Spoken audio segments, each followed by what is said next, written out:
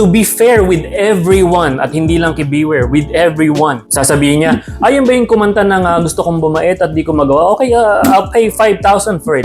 May mga taong ganun lang ang tingin dun eh. So this is my advice to Beware. Hindi lahat sila magiging interesado sa jersey ni Beware. Pero pag nilagay yan ni Beware dito sa mas maliit na grupo na ito, baka dun niya mahanap yung tinatawag kong super fan. I'm talking about tuklasan, I'm talking about hip-hop CDs and tapes community. Halimbawa, itong vintage rare bottle na ito na Penguin bottled by Baguio Soft Drinks Factory. Sa grupo namin ng mga lumang bote collectors, bukas pag pinost ko to ng 30,000, sold na kagad ito. Kasi yung maliit na group na yun, naiintindihan namin yung value at rarity nitong item na to. Pero sinubukan ko itong i-share sa isang collectors group na hindi tungkol sa bote. Alam niyo sinabi sa akin? Palo ko yan sa ulo mo. Palo ko yan sa ulo mo eh. Ngayon ang tanong, sino ang mag-iintay dyan sa super fan na yan? Kasi pinost na yan ni Beware many times, and yung super fan ay hindi pa lumulutang. So ngayon ang tanong, sino ang mag-iintay sa super fan na yan? Is it Beware? Willing ba siya to wait? Or gusto niya na to ibenta, halimbawa lang kay Boss Toyo, at siya naman ang willing to wait ng another 10 years, tas nabenta ni Toyo sa isang bata pa ngayon yung tao na yan, pero someday yumaman siya at nagtayo siya ng Pinoy Hip Hop Museum. Wala bang Pinoy Hip Hop Museum eh? Actually, may nagbebenta ng mga laruan and brick game ni Anthony Penny Hardaway. Hindi ko alam na 10 taon niya na yun pinopost, walang bumibili. I paid top price for that. Wala nang tanong-tanong, binili ko agad. Super idol ko si Penny. Wala akong pakialam kung laos na si Penny sa inyo. Sabi ko dun sa seller, shut up, take my money. I think you can sell it for as much as... What up guys, it's your boy Crazy Kyle, the Filipino Picker. We're over here at Museo ng Kahapon. And today, I wanna share with you guys. Tuturuan ko kayo kung paano magsuri ng mga antiques, memorabilia.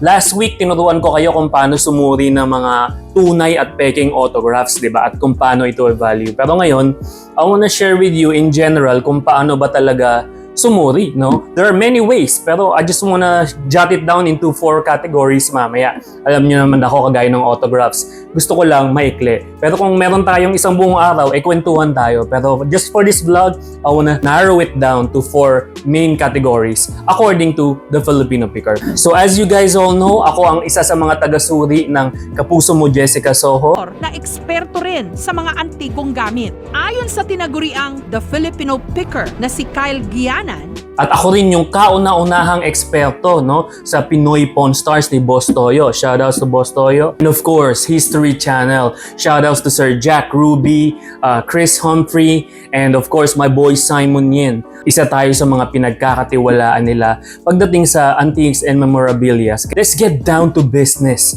Meron tayong susuriin ngayon as isang example. Perfect example eh. Actually, he's a good friend of mine. He's one of my mentors. I'm talking about no other than OG Beware of Death Threat. The man behind the hit song, Gusto Kong Bumait Pero Di Ko Magawa. Lahat tayo, kinanta natin yun nung bata tayo, di ba? Nakakita ako ng mga comments, may mga nagtatag sa akin, hindi na natin mabasa yan lahat.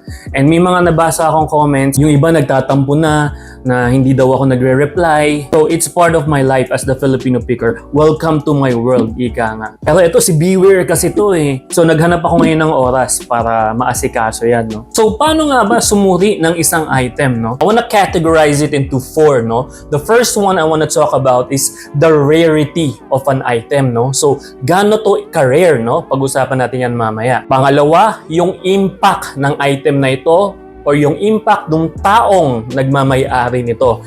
Is it worldwide? Is it nationwide sa Philippines? Or is it in a specific industriya lamang? The third one is the buyer's point of view, no? Are you gonna sell this to a buyer na super fan mo? Or are you gonna sell this to a buyer na normal businessman na namimili lang ng memorabilia? Last but not the least, just like the autographs, the NBA cards, the comics, It's all about the comps or the comparisons, no? The comps on eBay or the last sold price, one of the best basis pagdating sa determining a value of an item. So tara, isa-isahin natin. Unang item na pinapasuri ni Idol Beware, no, is yung jersey nila. Pinapasuri niya what looks like a hockey jersey is really big, no? Especially now, kahit hawak lang ni Beware ngayon, parang ang laki-laki sa kanya, no? Kasi nga, back in the day, ganun yung bagsakan ng forma.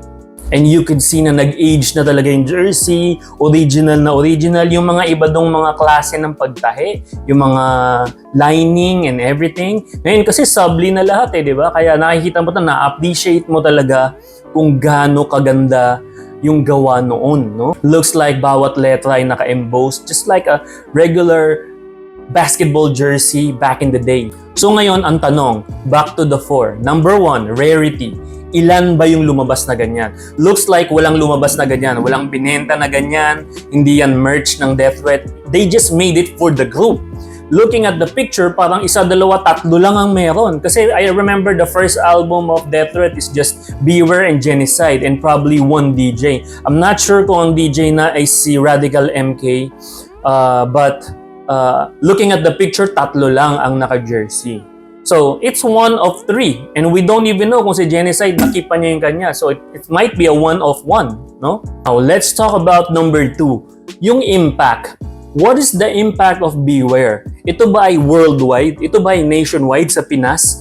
Or is it on a specific industry? Halimbawa, OPM music or specifically rap music lang ba siya? Or underground rap music pa siya? And that is why I am not the right guy for the job, Beware. Kasi may bias ang puso at isip ko pagdating sa Beware items or Death Threat items. I grew up a Death Threat fan and a Master Plan fan, no? May kanta pa sila dati, yung Death Plan, no? Paborito ko yun.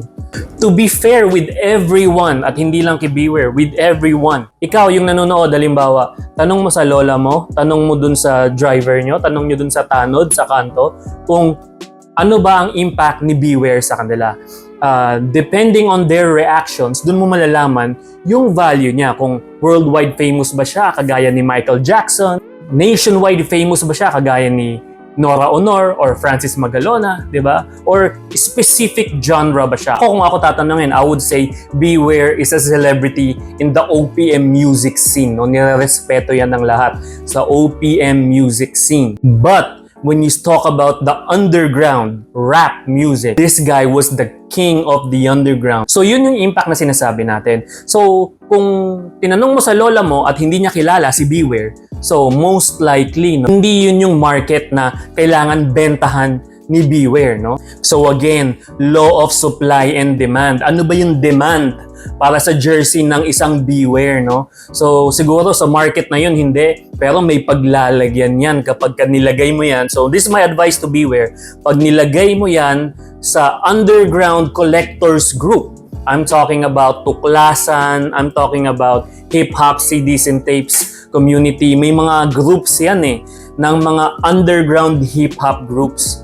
I think may paglalagyan yan kung dun yan ipa-auction or dun yan ibenta. Dahil, bakit? Yung number 3 na sinasabi ko, which is the buyer's point of view. So, sino ba yung buyer, di ba? Siyempre, pag ang buyer niyan, normal na tao lang na hindi masyadong fan ni Beware, he would value it at around 5,000 o 10,000. It's just a jersey for him Sasabihin niya, ayun ba yung kumanta ng gusto kong bumait at di ko magawa? Okay, I'll pay 5,000 for it.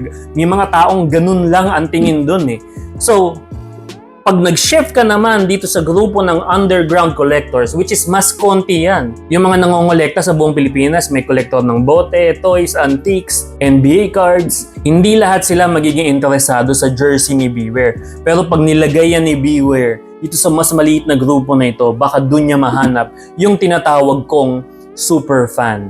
Or sa law of supply and demand, a person who is really looking for this specific item. Mga taong sinasabi ko is yung mga taong kinumpleto niya yung album ng Death Threat mula una hanggang dulo. Yung kumpleto talaga. I have a few here. I have the Open Mic compilation, gawain ni Beware. I have the Death Threat, Still Wanted. Pero I also have the, yung mga first albums nila, which is on CD, no? Pag may isang tao na nag-collect ng lahat ng album ng Death Threat, from first to last, tapos lahat ng poster ng Death Threat sa Odyssey, pinagbibili niya rin, and then nahanap ni Beware yun, yung bahay ng tao na yun, hindi yun kompleto kung wala yung jersey ni Beware na yun. So yun yung super fan or buyer na kailangan mahanap ni Beware. So ngayon ang tanong, sino ang mag-iintay sa super fan na yan? Is it Beware? Willing ba siya to wait?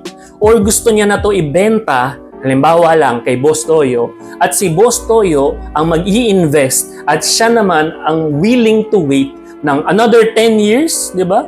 10 years pa, tas nabenta ni Toyo sa isang bata pa ngayon yung tao na yan, pero someday matanda na siya at yumaman siya at nagtayo siya ng Pinoy Hip Hop Museum. Wala pang Pinoy Hip Hop Museum di ba? Wala pang Philippine Rap Museum.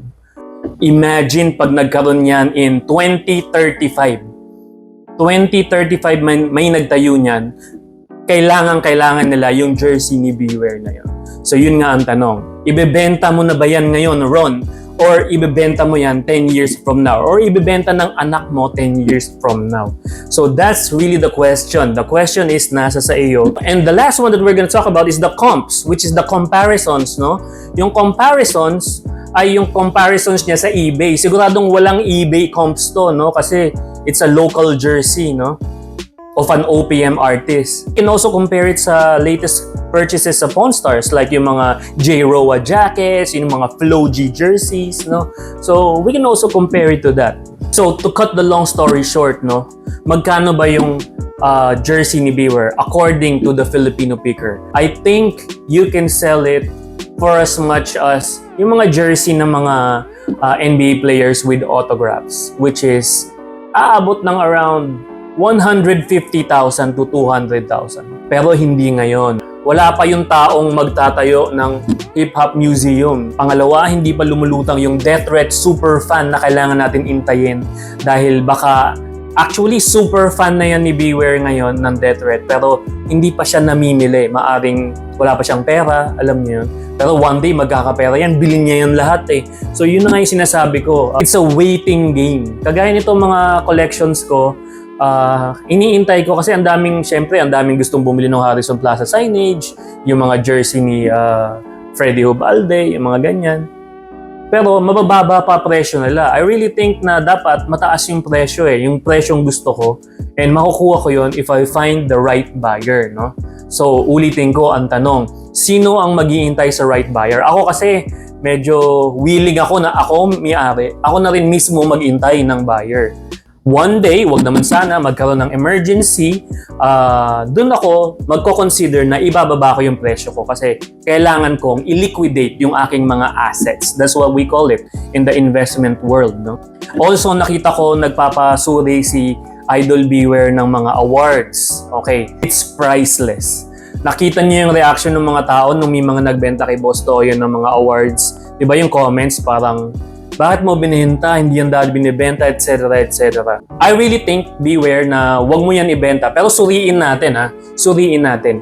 Yung awards ni Beware, ito pakita natin dito. Yung awards ni Beware looks really, really original, no? Although nung nakita ko yung frame, parang kala ko napalitan yung frame ng mas bago. Baka in-upgrade niya yung frame. Pero nung nakita ko yung brass plate, alam niyo yun, hindi na uso ngayon yun bibihira na gumagawa yung brass plate na naka-etch, yung mga pirma ng mga executives ng Neo Records, tapos yung award nakasulat doon, pangalan ni Ron nakalagay doon, etched in brass plate. Tapos may patina pa, no? Nakita niyo yung parang nagtatarnish siya, parang nangangalawang ng konti. Signs of aging, original na original, vintage na vintage. Ang presyo ko sa jersey ni Beware is somewhere around 15,000. Diba meron tayong sample na 15,000 at 50,000. So somewhere in between.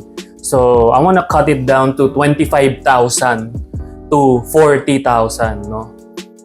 Kung ibebenta niyo na yan ngayon. Like I said, mabebenta mo yan ng 200,000 someday. We just need to wait for the right buyer. Ngayon, based lang, binabase ko lang to sa mga nakikita kong post. Na-post na yan yata ni Beware many times. And yung super fan niya, sigurado ko, nasa friends list ni Beware yun. Pero tahimik lang siya ngayon dahil baka wala pa siyang pambili at wala pa siyang balak magtayo ng shrine or museum, no? Pero dadating araw, may isipan niyang gawin yun and bibili niya yung jersey sa'yo eh. Pag nabenta mo na yan, bibili niya na yan dun sa nakabili sa'yo.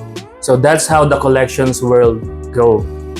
Doon naman sa mga awards, like I said, don't sell it. Yun ang advice ko, don't sell it. Kung ako, yung mga awards ko nasa bahay hanggang kamatayan na, dala ko na yun, hindi ko na yun ibebenta. Pero if there's a need to liquidate an award, naalala ko kasi yung The Teeth, si Glenn Jacinto, nagbinibenta niya yung awards niya. He ended up, pinasuri niya yun sa akin eh. Sabi ko, I think he has 3 awards also. And then, I think he ended up keeping it also, which is the right move. No? Good choice, idol.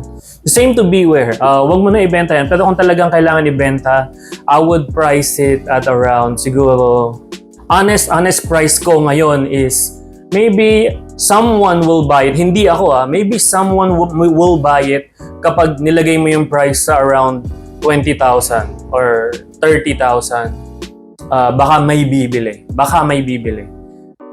It's gonna be tough. Pero yung award kasi, it's sentimental value sa sarili. Walang katumbas na pera yun. So yung sentimental value, pinaghirapan ni Ron yun, ni-record niya yun, pinasikat niya yung kanta, nag-mall show sila, iba't ibang lugar, napagod sila, tapos ibibenta mo lang ng ganyang halaga. So yun ang sinasabi ko. I'm talking about law and supply and demand. Based sa nakikita ko sa market, baka nga mahirapan pa pag pinost ni Beware yan ng halimbawa at a 30,000 peso price, baka mabagal pa ang andar. Well, that's just my opinion, no?